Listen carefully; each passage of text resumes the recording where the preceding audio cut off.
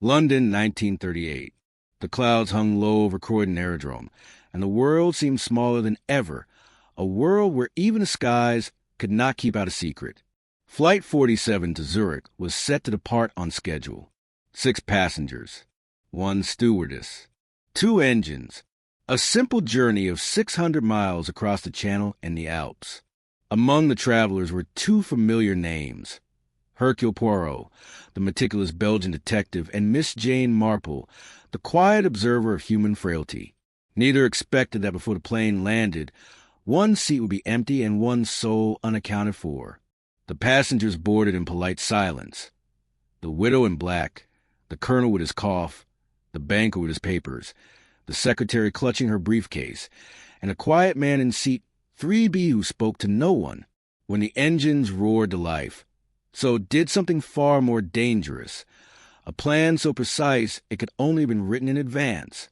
Somewhere between London and the clouds, death took its seat, and when the plane landed, the man in 3B never opened his eyes. For Poirot, it was a crime of logic. For Miss Marple, a crime of character. And for both, it was a murder committed by someone who was never there at all.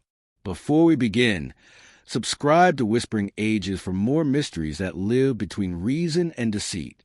And tell me in the comments, if no one on the plane did it, then who is the real killer? The Joint Case, Murder on Flight 47. A story of deception at 30,000 feet. Part 1, The Ascent. Chapter 1, Takeoff from London. The morning of October 14th, 1938, dawned gray and reluctant over Croydon Aerodrome.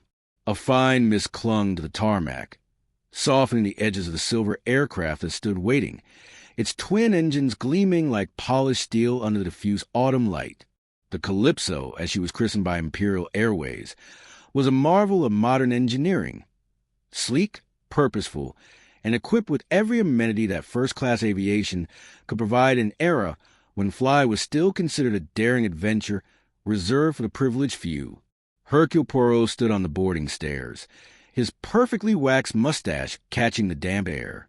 He was a man of exacting habits, and even the prospect of several hours suspended above the landscape of Europe could not disturb the methodical arrangement of his affairs.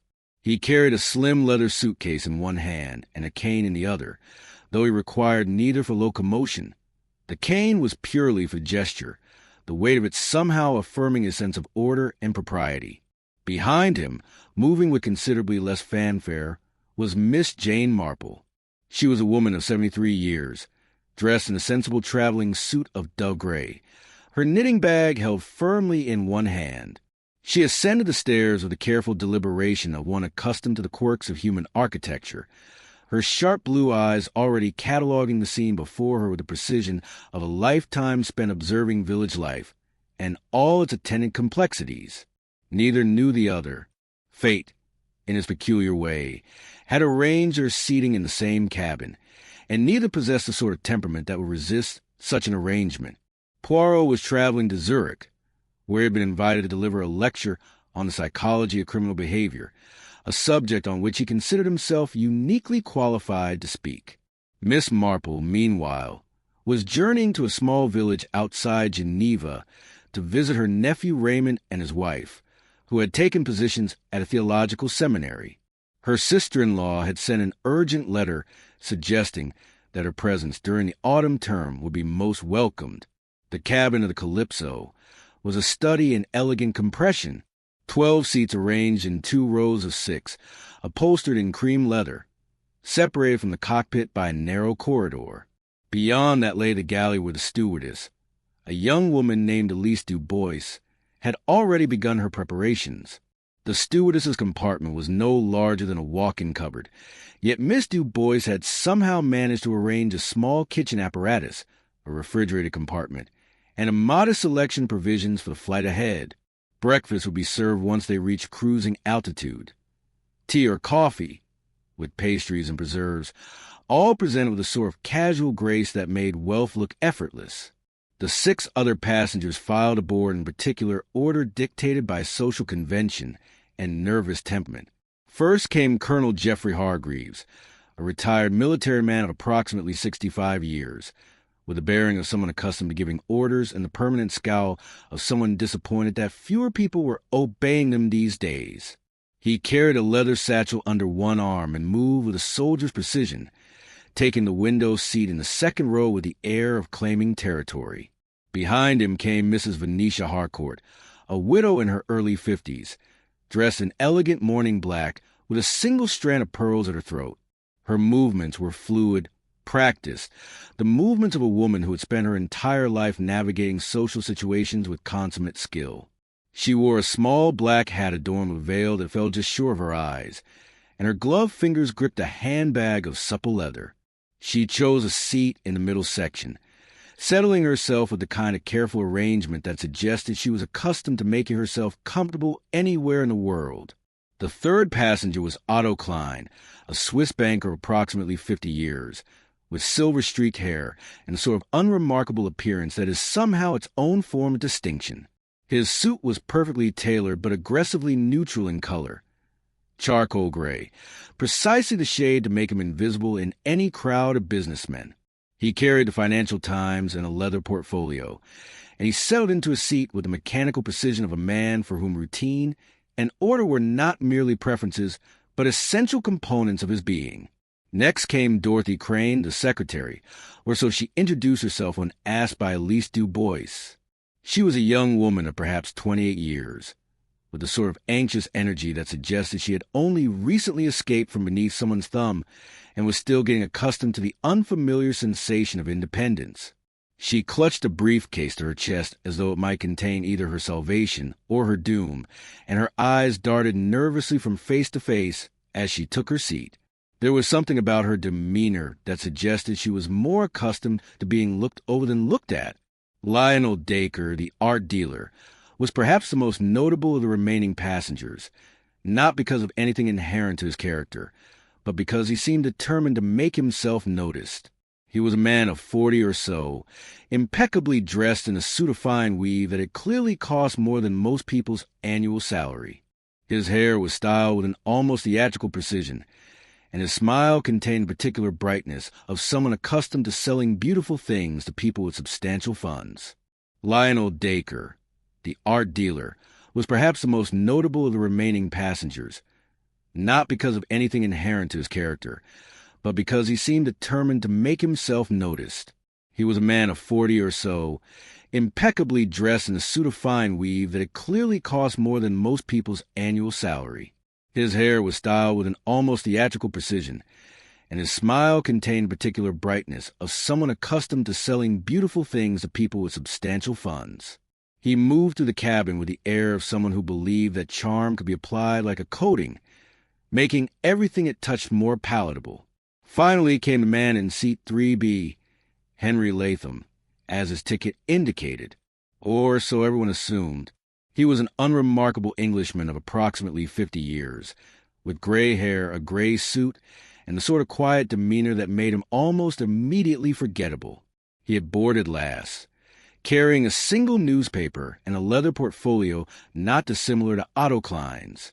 He had nodded politely to the stewardess and settled into a seat with the air of a man who had traveled this route so many times that it had become merely another item on an endless list of duties to be performed.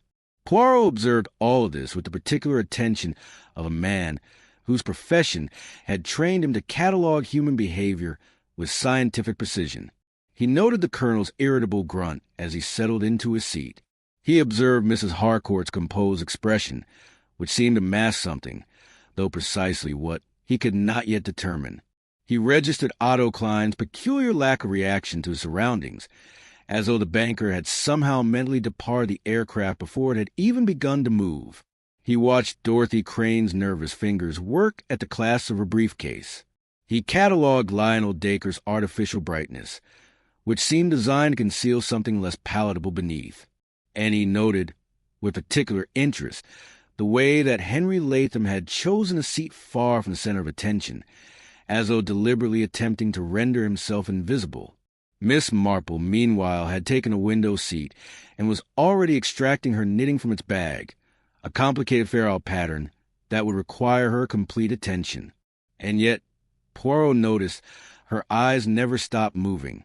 Even as her needles began their methodical clicking, her gaze swept across the cabin, cataloging and processing information with subtlety that suggested a lifetime of experience in observing human nature. The engines roared to life. Chapter 2. Above the Clouds. Flight 47 climbed into the morning sky with the kind of determined grace that was becoming characteristic of Imperial Airways aircraft. The ground fell away beneath them, and within minutes they had pierced the cloud layer, emerging into a realm of brilliant white and infinite blue. The sun, which had been obscured and fitful at ground level, seemed to achieve new confidence here, painting the world below in shades of silver and pearl. Elise Du Bois emerged from the galley as soon as the aircraft reached its cruising altitude, carrying a tray laden with the promised breakfast items. She moved with the practiced grace of someone who had performed this sequence of movements hundreds of times, her body instinctively compensating for the subtle vibrations of the aircraft's constant motion. She began with a forward row. First Poirot, who accepted tea with a small nod of approval. Then Miss Marple, who gratefully accepted coffee and set her knitting aside with the careful precision of someone accustomed to protecting her work in progress from accident and catastrophe. Behind them, the stewardess continued her routine, serving Colonel Hargreaves, who requested coffee and brandy, in that order, Mrs. Harcourt, tea with the smallest drop of milk, Otto Klein coffee, nothing else, and Dorothy Crane tea declined the pastries, seemed considerably uncomfortable with being attended to. Finally, she reached Lionel Dacre, who accepted with a flourish of charm, making some comment about the excellence of Imperial Airways service that seemed designed to flatter her personally. And then she moved to the last row, to the quiet man in the gray suit. "Tea or coffee, sir?" she asked brightly. "Tea, please," Henry Latham replied, his voice quiet and perfectly neutral. "Nothing else." She nodded, handed him a cup of steaming tea, placed a small plate with pastries before him, and continued with her duties. The cabin fell into the sort of comfortable quietude that attends people who have been made temporarily comfortable. The gentle clink of china against saucers, the soft murmur of conversation, the constant, almost subliminal hum of the engines that seemed designed to lull one into a state of mild torpor. Poirot sipped his tea, which he found to be of reasonable quality, and gazed out at the landscape below. From this height, the earth seemed to have been divested of all its complications. The hills and valleys became mere textures in a fabric.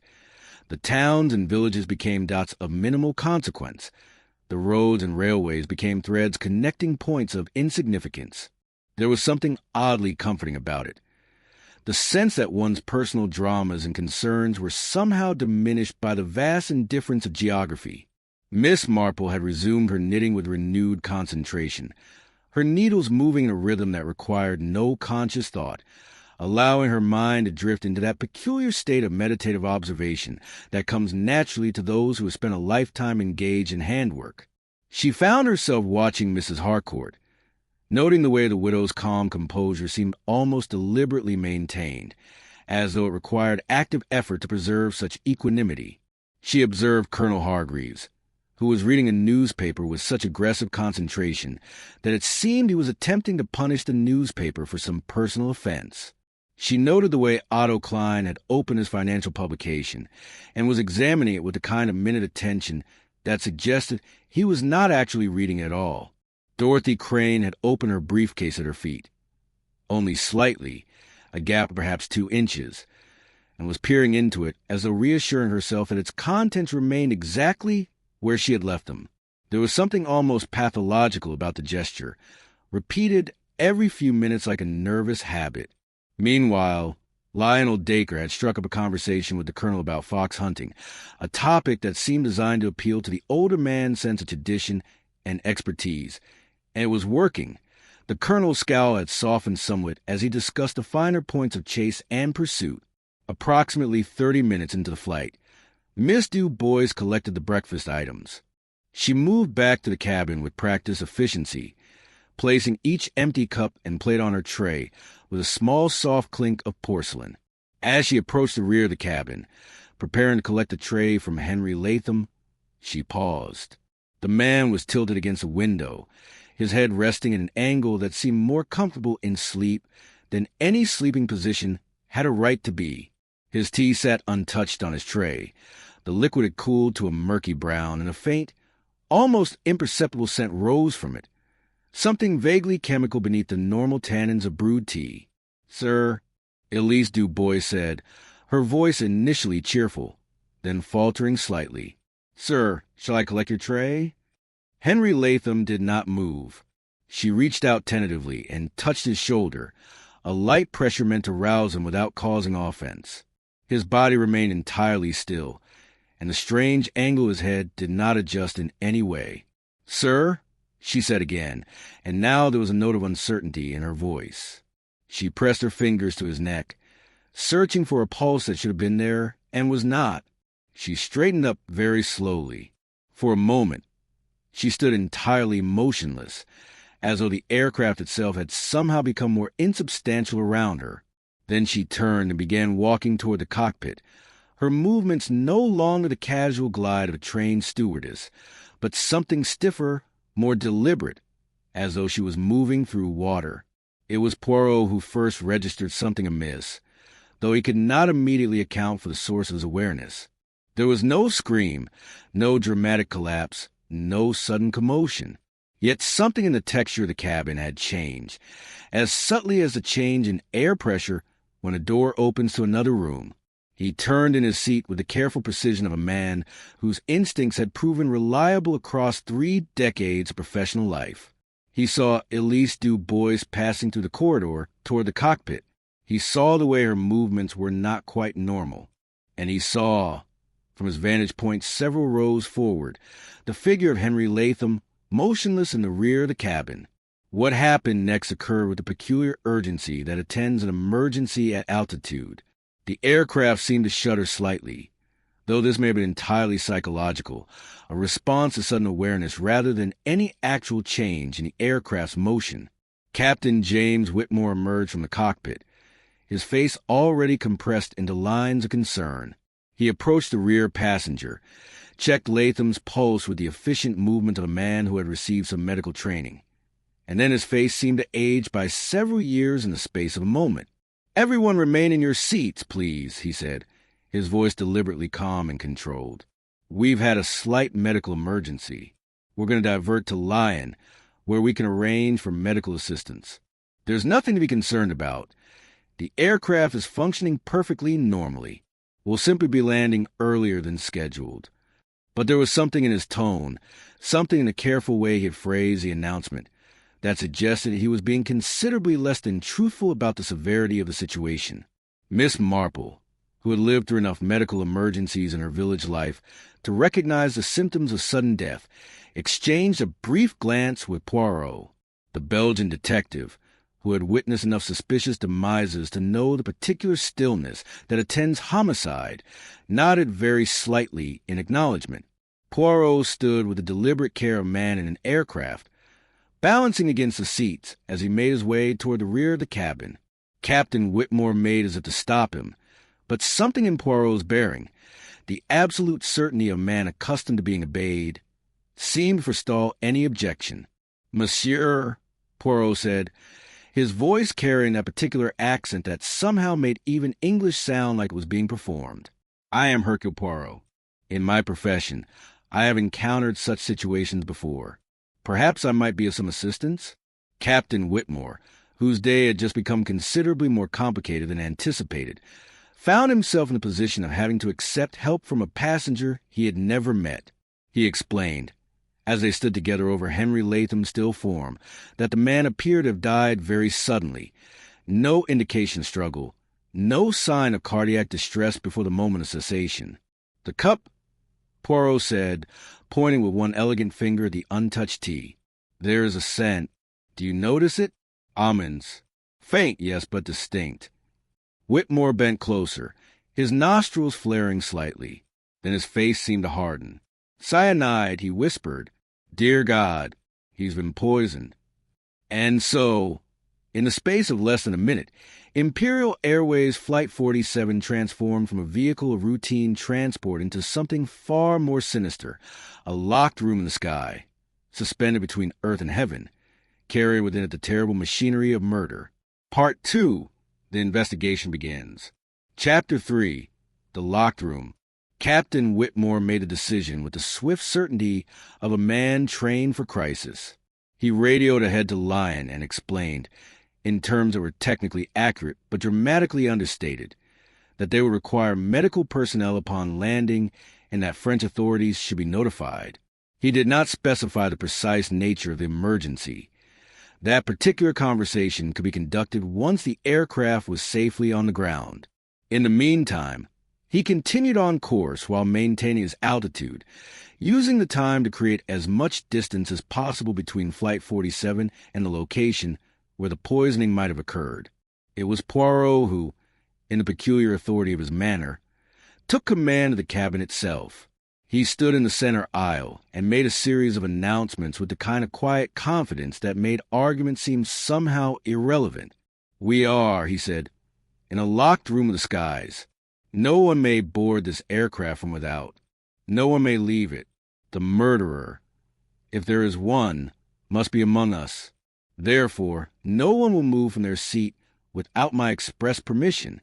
No one will enter the lavatory without supervision. No one will speak to anyone except with my consent. We are witnesses to a serious crime, and we must reserve the scene and the evidence as carefully as we would if this aircraft were a drawing room in London." There was something in the absolute certainty of his tone, something in the way he had invested his words with the weight of authority, that seemed to prevent any meaningful objection. Even Colonel Hargreaves, who was the sort of man accustomed to authority, seemed to accept without argument the peculiar reality that he was no longer in command of his own situation. Miss Marple, meanwhile, was observing the reactions of the other passengers with the sharp attention of a woman who had spent a lifetime noting the often invisible tells that betrayed human emotion. She watched the colonel's face, which had gone somewhat pale, watched as he reached into his jacket and extracted a hip flask, taking a long pull of what Miss Marple correctly deduced was brandy. She observed Mrs. Harcourt, whose calm composure had shifted very slightly. There was now a tension around her mouth, a tightness to her jaw that suggested the widow was working rather harder to maintain her exterior calm. She noted the way Otto Klein seemed to become even more still, as though freezing himself in place might somehow render him invisible. She saw Dorothy Crane's hands trembling so violently that she was forced to sit on them, a gesture that had the paradoxical effect of making her appear even more suspicious. Lionel Dacre, for his part, had begun what appeared to be a kind of controlled panic, not loud or hysterical, but a brittle sort of energy that expressed itself in restless movements and nervous laughter that had no actual humor behind it. Poirot, meanwhile, had moved to examine the body with the dispassionate precision of a scientist conducting an experiment.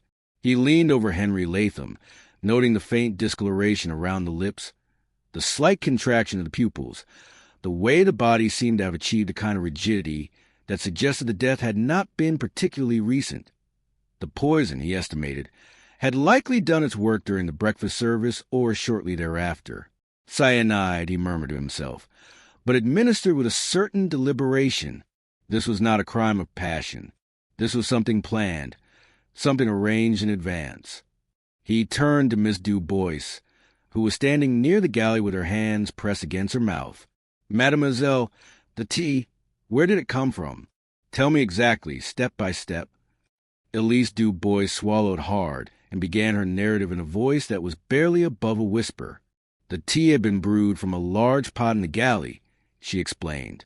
She had filled individual cups from that pot, approximately 15 minutes before serving breakfast.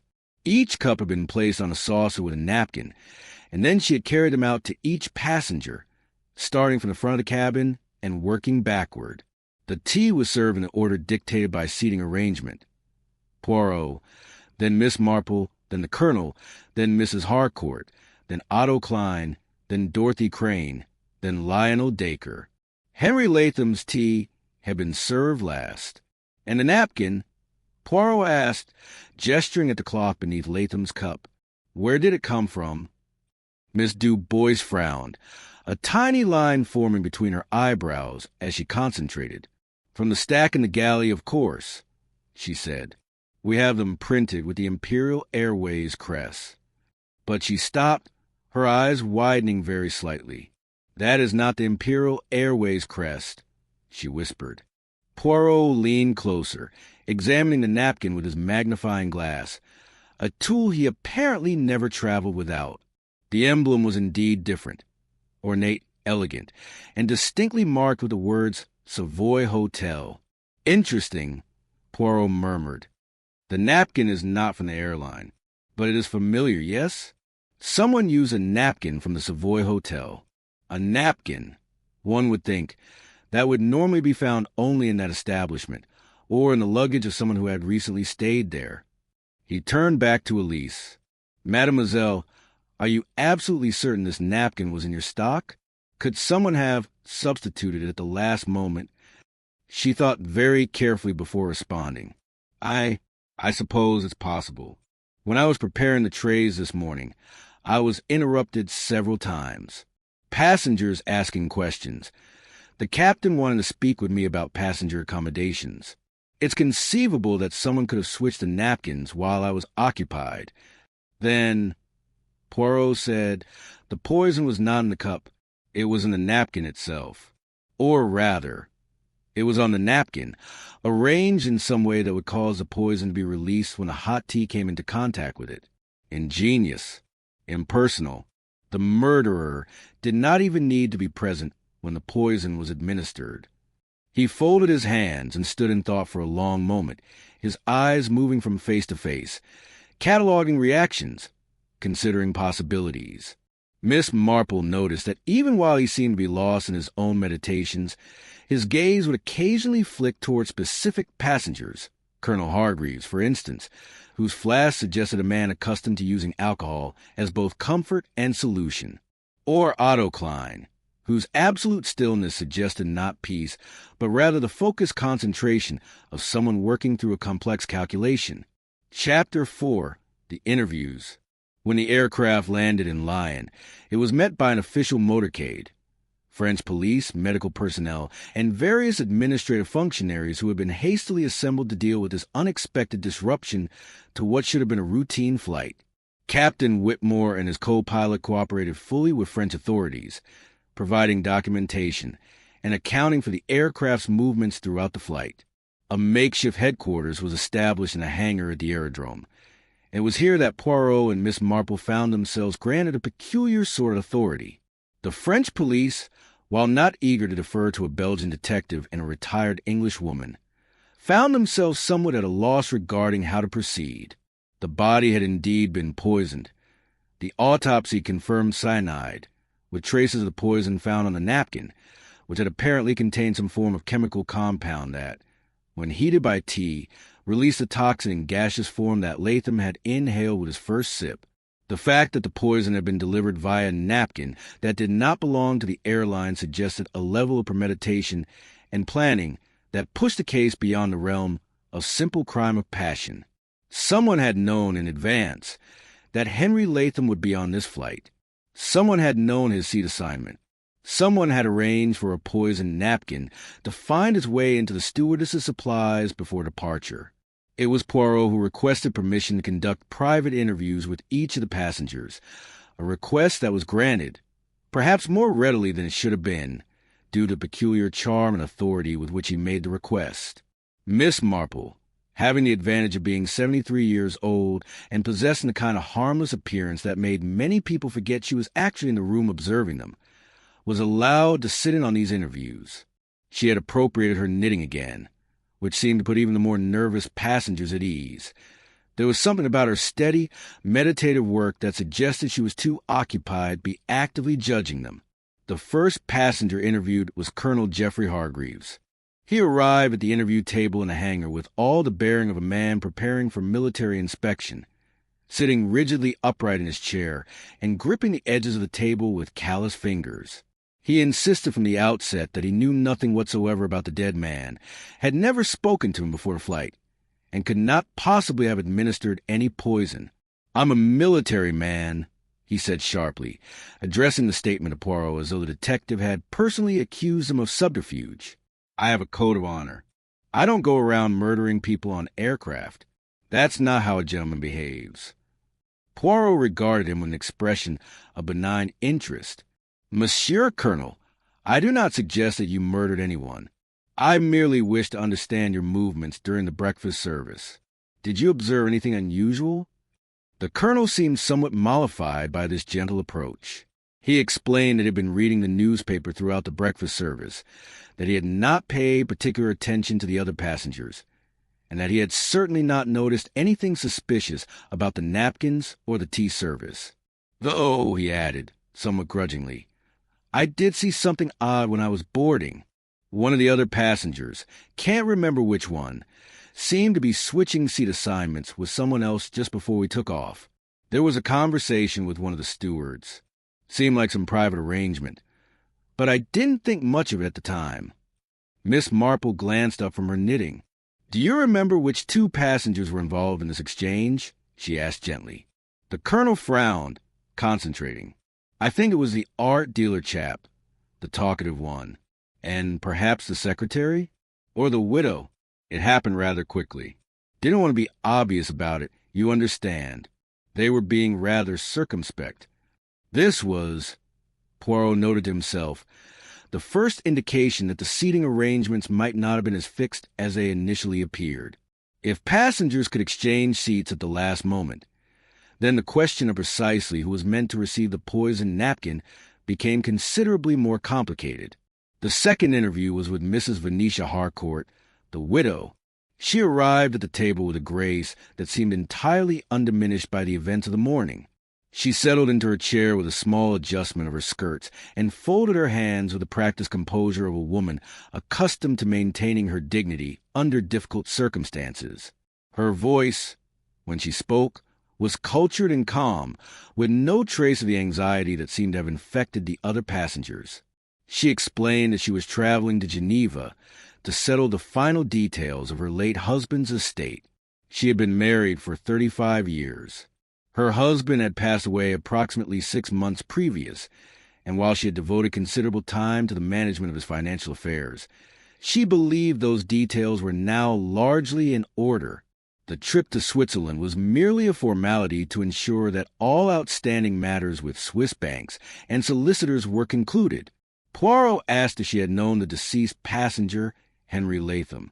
She was very still for a moment, and then she said, with careful precision, I may have encountered him at some point. He seemed like a rather nondescript gentleman. There were perhaps 100,000 such gentlemen in England. Was there something about him that suggested I should have known him particularly? Miss Marple noticed, as she continued her knitting, that Mrs. Harcourt's composure had cracked ever so slightly at that moment. It was merely a microsecond of something that might have been recognition or fear, but it was there nonetheless. Poirot pressed gently. Madam, before boarding, did you engage in conversation with this man? I am told that you may have spoken to him at the terminal. Mrs. Harcourt seemed to consider this carefully. I may have, she admitted finally. There are so many people at the terminal. One exchanges polite words with fellow travelers all the time. I do not consider every casual conversation at an airport to be significant.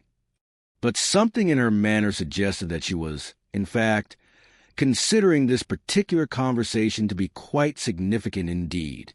The third interview was with Otto Klein, the Swiss banker. He presented himself with the kind of careful neutrality that suggested a man well practiced in the art of deflection. He was, he explained, a banker by profession, recently relocated from Basel to Zurich. He had been in London on business, banking matters of a routine nature that he declined to specify in any detail. He was, he further explained, traveling to Zurich to attend to some client matters that could not be delayed. He had no knowledge of the deceased, Henry Latham, and could not possibly imagine why anyone might think he would. But when Poirot mentioned the name Arthur Penrose, the banker's face seemed to undergo a subtle transformation. It was not quite a flinch, but rather a sudden focusing of attention, as though a man who had been thinking about something else had suddenly been yanked back into the present moment with considerable force. Do you know that name? Poirot asked quietly. Otto Klein's fingers moved very slightly on the table. a nearly imperceptible adjustment. I may have encountered someone by that name in the course of my professional dealings. It is not an uncommon English name. And yet, Poirot observed, you reacted to it with what I would characterize as some degree of emotion. I find that curious, because I wonder if Henry Latham and Arthur Penrose might, in fact, be the same person. Someone using different names in different contexts. A person engaged in some form of work that required discretion regarding his identity. Otto Klein was very still for a very long time. When he finally spoke, his voice had lost some of its careful neutrality. If that were the case, he said slowly, I would suggest that such a person may have gotten himself into difficulties with parties who did not take kindly to his activities. I would further suggest that such a person's death might be a consequence of decisions that he made regarding where to place his loyalties and his professional expertise.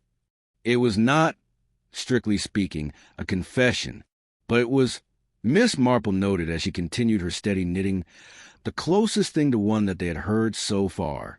Dorothy Crane, the secretary, presented a rather different picture. She arrived at the interview table with her hands trembling visibly, and she seemed barely able to speak coherently. She kept insisting that she had nothing to do with the poisoning, that she had no idea what had happened, that she was merely trying to do her job, and that it was all terribly unfair that she should be suspected of anything. My briefcase, she said repeatedly, touching it as though to reassure herself of its continued existence. I need to return the briefcase. My employer will think I've absconded with proprietary documents. I can lose my position over this. I can't afford to lose my position. Poirot asked with gentle precision, what exactly was in the briefcase?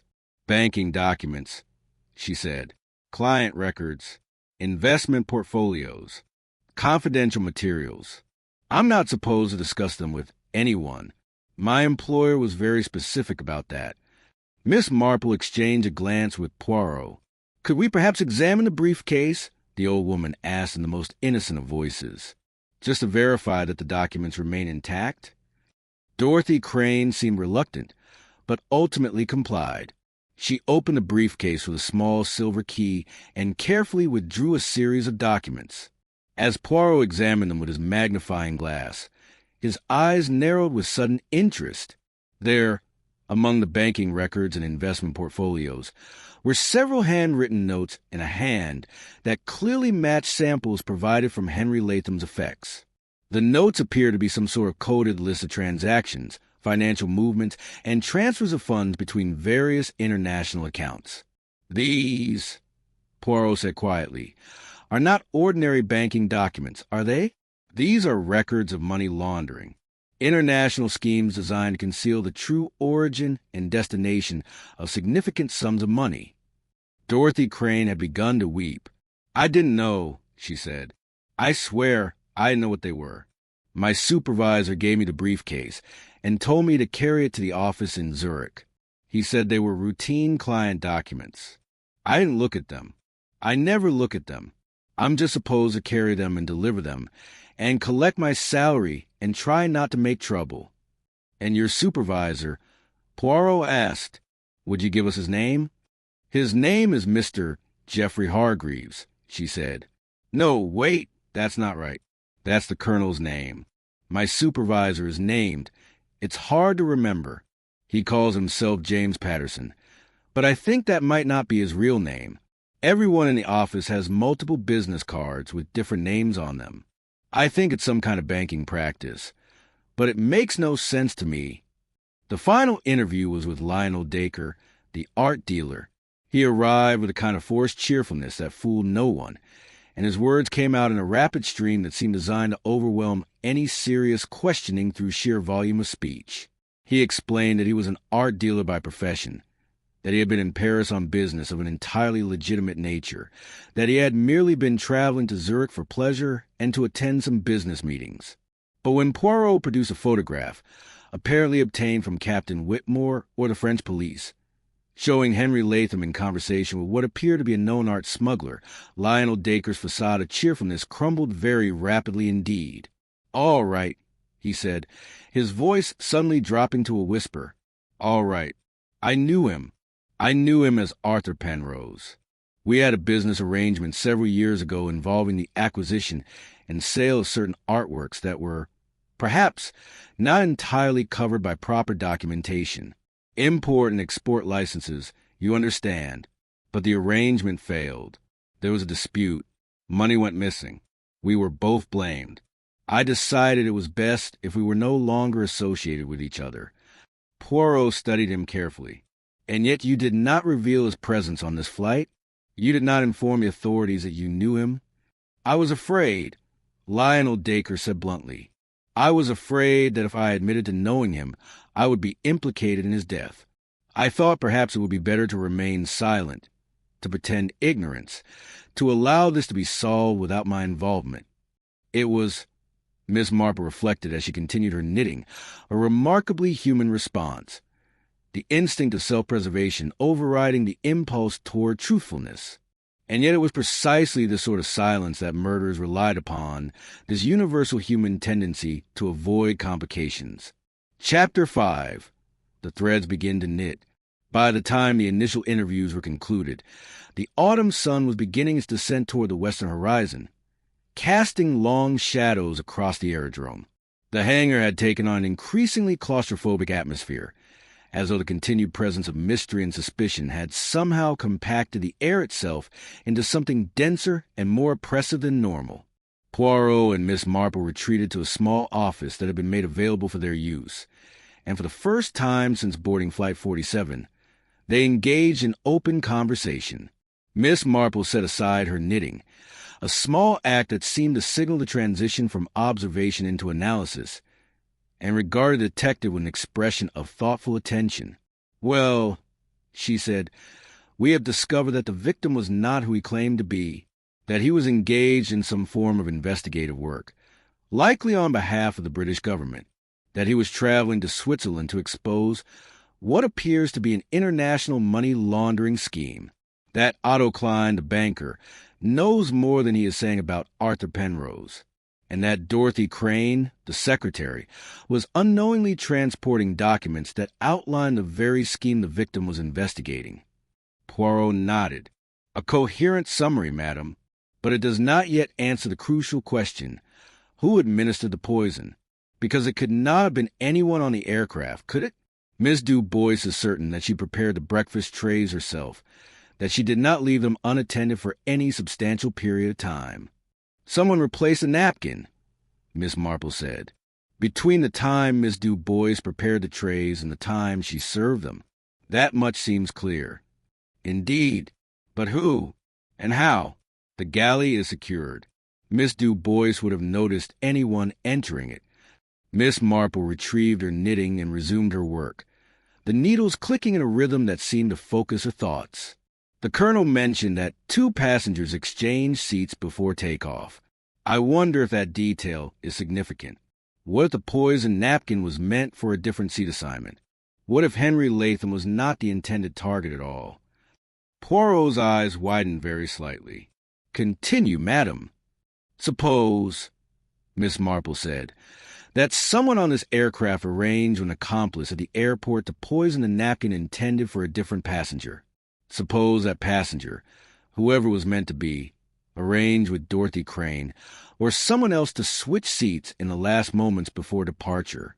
That would explain the seat exchange the colonel witnessed. If the poisoned napkin was placed where the original occupant of seat 3B was supposed to be sitting, and then that occupant exchanged seats with someone else, say, with this mysterious Henry Latham who barely existed, then the poison would have killed the wrong target."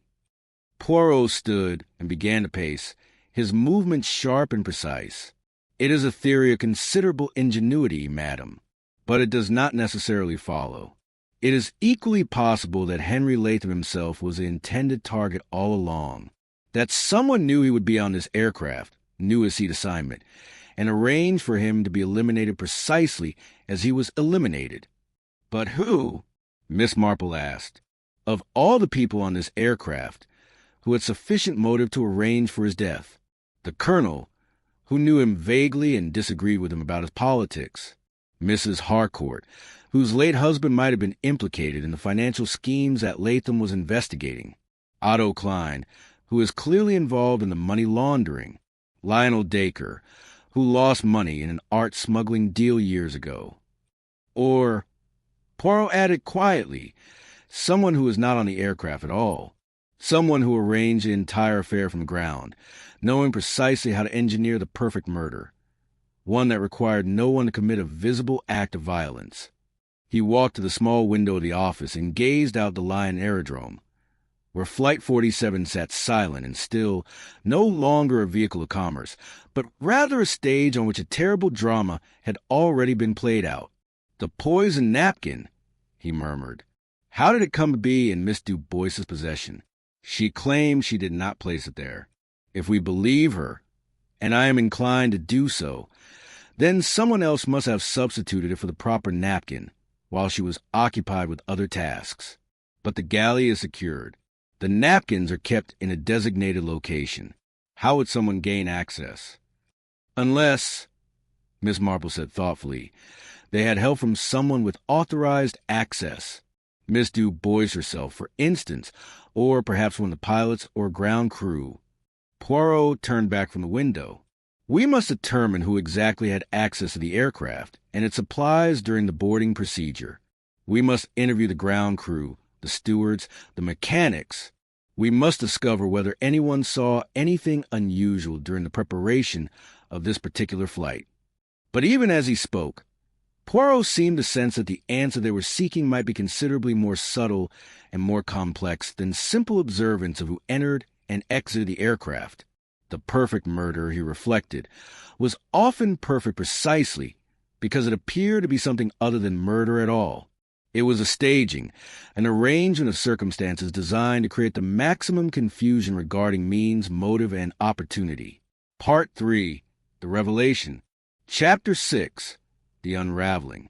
Over the course of the next 2 days, French authorities conducted an exhaustive investigation of every person who had been present at Croydon Aerodrome on the morning of Flight 47's departure. They examined ground crew, interviewed stewards, reviewed security procedures, and attempted to reconstruct the precise sequence of events that had allowed a poisoned napkin to find its way into the aircraft service supplies.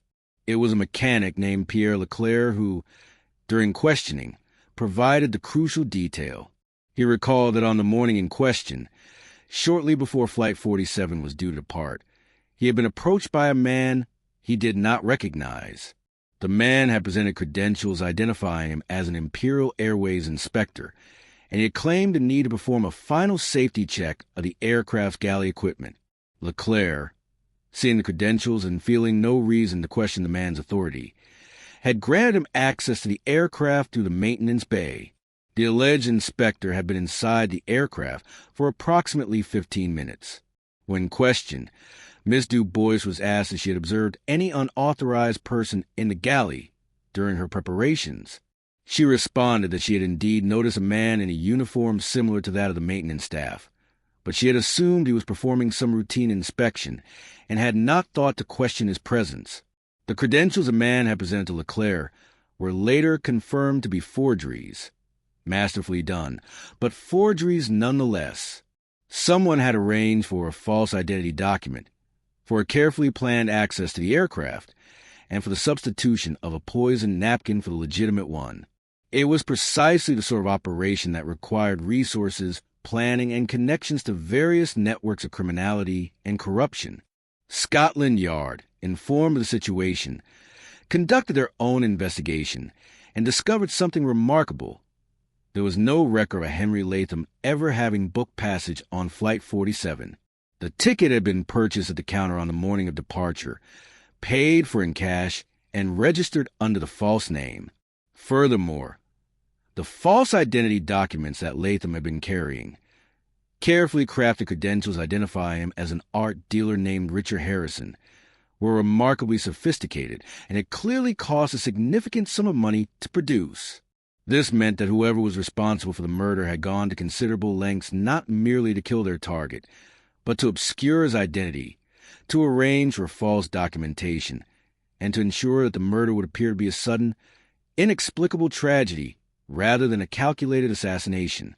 It was Poirot who made the crucial connection, in a conversation with an official from Scotland Yard who had been sent to Lyon to coordinate with French authorities. The victim was a British Treasury investigator. Poirot explained.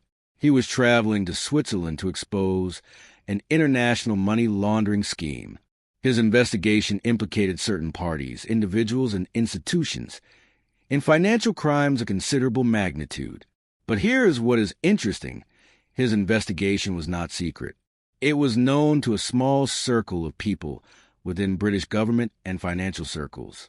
It is quite possible that his intended target or targets were aware of his mission and had arranged for his removal.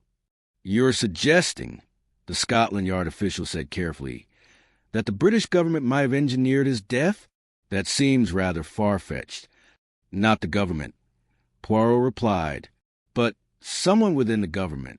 Someone with access to resources, with knowledge of official procedures, with the ability to arrange for false credentials and to coordinate the assassination with precision and efficiency. Someone, in other words, with power and motivation to prevent the investigator from delivering his evidence to the Swiss authorities." The official seemed skeptical. "There's no evidence to support such a theory." "Not yet," Poirot agreed. "But Miss Marple and I have been considering the curious detail of the seat exchange that occurred before takeoff. The colonel witnessed two passengers exchanging seats in the last moments before departure. Dorothy Crane believed her seat assignment was in the center of the aircraft, and yet she claims to have been seated there throughout the flight. But what if her recollection is inaccurate? What if she was not the passenger who exchanged seats?" "I don't follow you. Suppose," Poirot said, "that Henry Latham was not supposed to be in seat 3B at all. Suppose that seat was supposed to be occupied by a different passenger.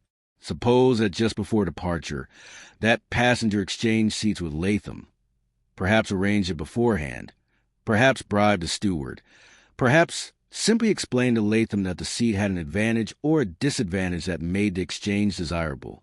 The original passenger, unaware of the poisoned napkin, is now sitting in Latham's new seat. Latham, also unaware of the poison intended for someone else, is now sitting in seat 3B. The official's eyes narrowed. "So you're suggesting that the murder was meant for someone else? That Latham was a victim of mistaken identity, in a sense?" "Not mistaken identity," Poirot corrected gently. "Rather, a miscalculation.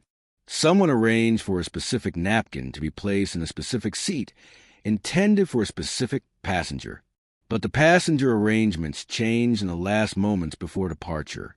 The poisoned napkin ended up in the possession of the wrong person, and yet the person who received it, Henry Latham, was himself someone whose death would be welcomed by certain parties. He was, after all, investigating a conspiracy that implicated them." Chapter 7. The Drawing Room Scene. It was 3 days after the death of Henry Latham when Poirot and Miss Marple gathered the remaining passengers in a private terminal at the Lyon Aerodrome. By this time, the French authorities had made sufficient progress in their investigation to confirm several key facts. First, Otto Klein had been identified as a key figure in an international money laundering operation that moved capital between London, Zurich, and various continental financial centers. His bank had been used as a conduit for moving funds derived from criminal enterprise, arms trafficking, organized crime, and various other illicit activities. Second, the scheme had been established several years prior and involved not only Klein, but also several individuals within the Swiss banking system and, astonishingly, several individuals within the British Foreign Office and Treasury Department. These government officials had used their positions to facilitate the movement of money and to obstruct investigations into the financial crimes. Third, the late Mrs. Harcourt's husband, whose death had occurred under circumstances officially ruled as natural but increasingly appearing suspicious, had been a key figure in this conspiracy. His widow, it appeared, had become aware of his involvement in illegal activities and had been attempting to distance herself from his affairs while simultaneously pressuring certain parties to ensure that his death would not be investigated too thoroughly. Fourth, Dorothy Crane's employer, the mysterious supervisor who called himself James Patterson, but who was suspected of having several other aliases, was identified as a Treasury official named Richard Ashford, who had used his government position to facilitate the money laundering and to ensure that official investigations into the scheme were either blocked or misdirected. All of this was presented in Poirot's characteristic style, as he walked the assembled group through the logic of the investigation. The scheme was quite ingenious, you understand.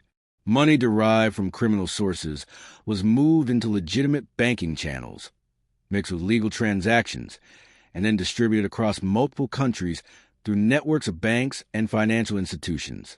The British officials involved received substantial compensation, enough to purchase properties, to fund luxurious lifestyles, to ensure that their children were educated at the finest schools.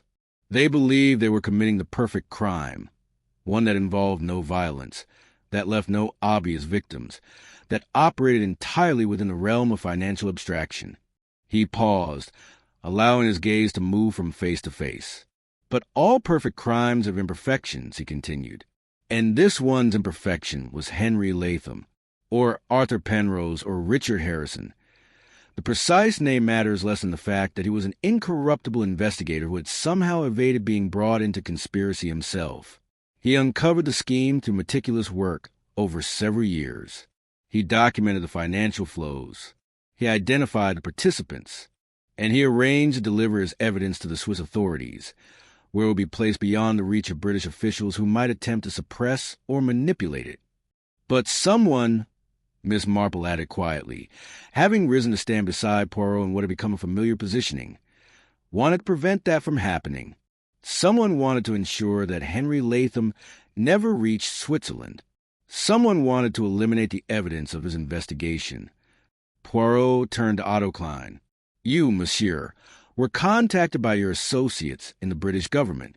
You were asked to arrange for Latham's elimination. You agreed because it served your interests. His investigation threatened not only your liberty but your life, as these crimes carry sentences of considerable severity.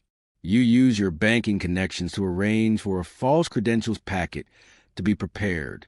You contacted someone, let us call him an associate, who works in the London aviation industry. You instructed this person to arrange for a poisoned napkin to be substituted for the legitimate one in Flight 47 service supplies. You knew Latham would be on that flight because one of your British government associates informed you of his plans. Klein's face had gone very pale. He opened his mouth as if to speak, then closed it again. Poirot continued, "But you made two critical errors. The first was in your selection of the poison.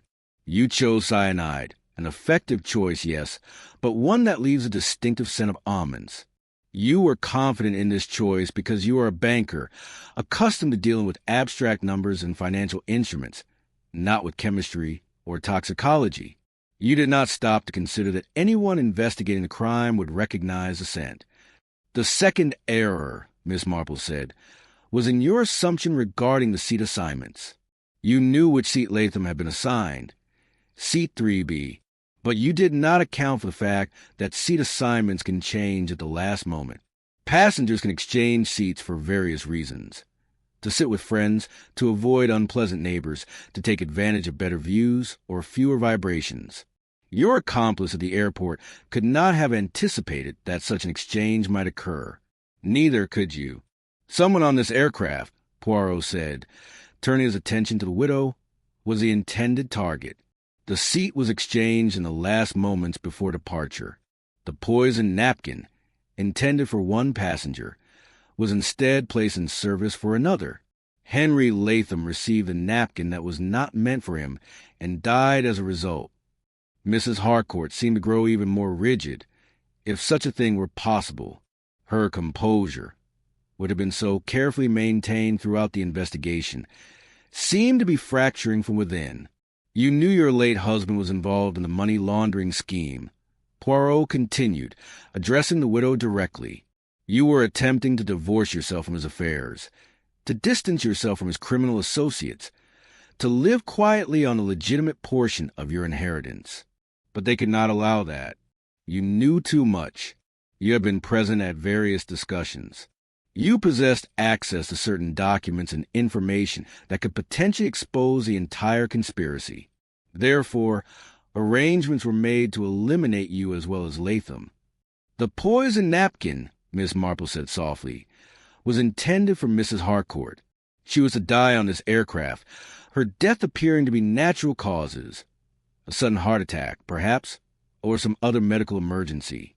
There would be an investigation, yes, but no autopsy that would reveal the presence of cyanide. In due course, her death would be written off as an unfortunate tragedy, and the threat she represented would be eliminated. But," Poirot added, "Mrs. Harcourt arranged to exchange seats just before takeoff. Perhaps she was feeling unwell. Perhaps she wished to sit in a location with different vibrations. Perhaps she was concerned about visibility or ventilation. The precise motivation matters less than the fact that she did indeed exchange seats. And in doing so, she unknowingly traded places with a man whose death would ultimately serve the purposes of those who had arranged this entire affair." Colonel Hargreaves had been growing increasingly agitated throughout this recitation. Now he stood abruptly, his chair scraping against the floor with a harsh sound. "This is all speculation," he said loudly. "You have no proof. You are making accusations based on theory and conjecture." "The proof," Poirot said calmly, "is being gathered by Scotland Yard and Interpol at this very moment. We have already identified your involvement in the conspiracy, Monsieur Colonel. Or rather, may I say, we have identified the involvement of the person calling himself Geoffrey Hargreaves, but who is actually James Philbrook, a retired intelligence officer who has been utilizing various false identities in order to move money and coordinate the activities of the conspiracy."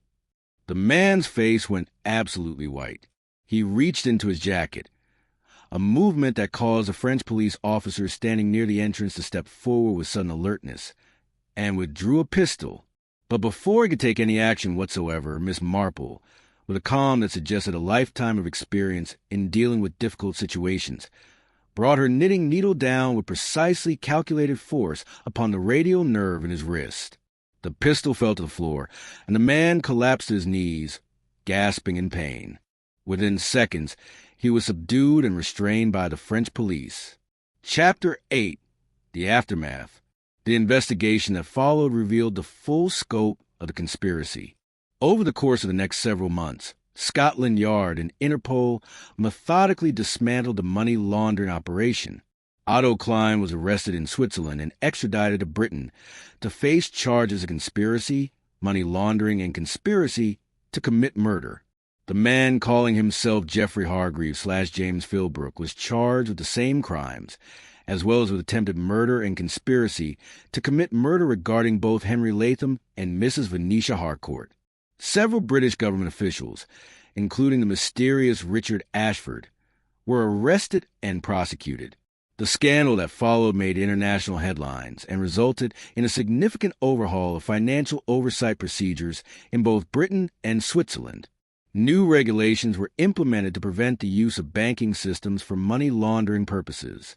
International cooperation between financial intelligence units was expanded and formalized. Henry Latham was given a quiet state funeral. His true identity as a British Treasury investigator was revealed posthumously, and he was honored for his dedication to uncovering conspiracy, even though his death meant that his investigation would not result in his personal vindication. His family was quietly compensated for his loss. Dorothy Crane was cleared of any involvement in the conspiracy beyond the unconscious transportation of the documents. She found employment with a more scrupulous firm and eventually became an advocate for regulatory reform in the financial services industry. Lionel Dacre, the art dealer, was not prosecuted for his involvement in the art smuggling scheme, as the statute of limitations had expired. He quietly ceased his business dealings and retired to a modest estate in the Cotswolds.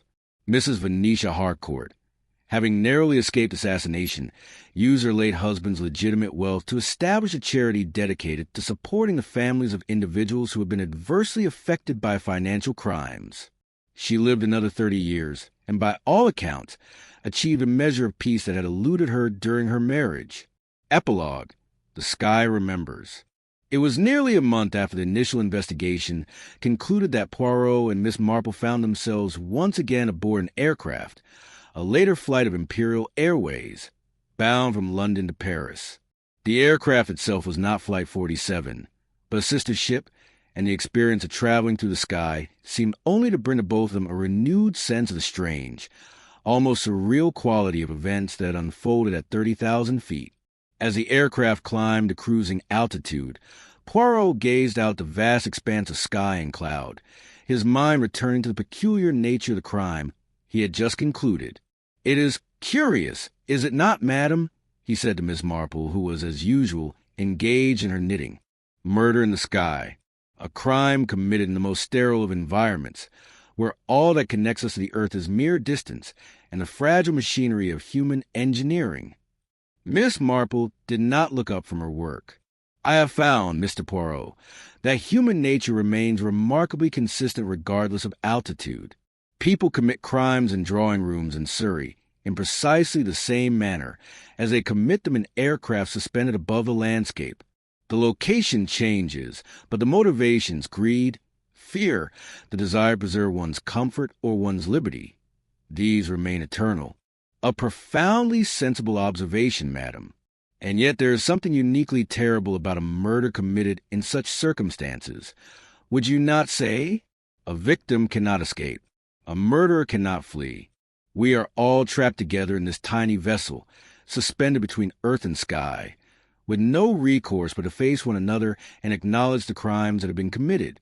"Yes," Miss Marple agreed, finally looking up from her knitting. "And yet in this case, the true murder was never on the aircraft at all. That is a truly disturbing aspect. I think the crime was committed by someone who never so much as set foot in this flying machine. Someone who calculated and arranged and manipulated events from a distance, secure in the knowledge that they would be protected by official position and official authority." Poirot nodded slowly. "This is true, and yet we must acknowledge that the perfect crime remains forever out of reach. There's always some small detail that reveals itself, some minor miscalculation that undoes all the careful planning. In this case, it was the substitution of the napkin, combined with the unexpected seat exchange. The murderer had foreseen so much and overlooked so little, and yet it was only that small overlooking that proved his undoing." The two fell into companionable silence as the aircraft continued its steady progress across the sky. Below them, the landscape of southern England gave way to the Channel, and then to the coast of France. The world below seemed small and insignificant from this height, and yet it contained within it all the vast complexity of human civilization. Its commerce and its culture, its kindnesses and its cruelties, its endless capacity for both creation and destruction. By the time the aircraft began its descent into Paris, both Poirot and Miss Marple seemed to have achieved a measure of peace regarding the case. It had been, by any reasonable assessment, a successful investigation. Justice had been served, evidence had been preserved, and the machinery of law enforcement had been set in motion to ensure that similar crimes would be more difficult to commit in the future. And yet, as Flight 47's sister ship touched down on the tarmac at Le Bourget, Poirot found himself reflecting on the unsettling reality that for every conspiracy uncovered, there were likely a dozen others that remained hidden, operating in the shadows, protected by the very systems that were designed to prevent them. He turned to Miss Marple as they began the process of disembarking. "I suspect, madam, that we have not heard the last from international criminal enterprise. This particular conspiracy has been disrupted, but the mechanisms that gave rise to it, greed, ambition, the willingness of powerful individuals to use their positions for personal gain, these remain. We may have solved one murder committed in the sky, but the sky itself, I fear, will continue to harbor dark secrets." Miss Marple gathered her knitting and prepared to stand. "That is true, Mr. Poirot, but it is equally true that for every wrongdoing, there are individuals who will work tirelessly to expose it and bring those responsible to justice. You have done your part. The authorities in 3 nations have done theirs. We must trust that this is sufficient and that the world will be, for a time at least, a marginally safer place because of our efforts." As they descended the aircraft stairs together, an incongruous pair united by their mutual commitment to the pursuit of truth, the sun was beginning its descent toward the western horizon. The sky above Paris was painted in shades of amber and rose, beautiful and innocent, revealing no trace of the terrible events that had occurred high above the landscape of central France. And yet, Poirot reflected, the sky always remembers. It keeps its secrets, but it keeps them in the form of evidence. Trace chemicals in the air, the precise trajectory of an aircraft, the mathematical certainty of the laws of physics that govern all motion, both of vehicles and of poison to the human respiratory system. The sky, for all its seeming innocence, was actually the most exacting of witnesses, recording everything, judging nothing, simply holding the record of all that had transpired within its domain. As the two investigators made their way through the terminal building and out into the bustling Paris evening, Poirot could not help but smile slightly at the thought. In the end, justice had not been denied. It had merely been delayed, hidden behind layers of complexity and misdirection, until two individuals, one Belgian, one English, one accustomed to observing the grand dramas of professional crime, one accustomed to observing the small dramas of village life, had been brought together by chance and circumstance, and had managed to unravel the threads of conspiracy that had seemed so carefully woven. The perfect crime, Poirot reflected, remained forever beyond human achievement. But that did not prevent people from trying. And as long as they tried, there would be individuals like himself and Miss Marple pursue them, to uncover their secrets, and to ensure that justice, however delayed, eventually found its way to its intended target. He glanced at Miss Marple, who was already mentally planning which cafe to visit for an early dinner, and reflected that perhaps this was how the world maintained its balance. Not through any grand system or perfect order, but through the quiet, persistent efforts of individuals who refused to accept that evil could go unchallenged. The investigation of Flight 47 was now complete. The sky had released its terrible secret. And somewhere in a secure room in Scotland Yard, in a similar room in a Swiss police station, and in various government offices across 3 nations, the evidence was being catalogued and preserved, ensuring that the crime would be remembered, that justice would be served, and that the mechanisms of law would continue, however imperfectly, to function in defense of truth and righteousness. The case was closed. But the work of maintaining order in a world that seemed perpetually inclined toward disorder would continue, as it always had, as it always would, for as long as human civilization continued to exist and to require the efforts of those willing to pursue truth regardless of the obstacles placed before them.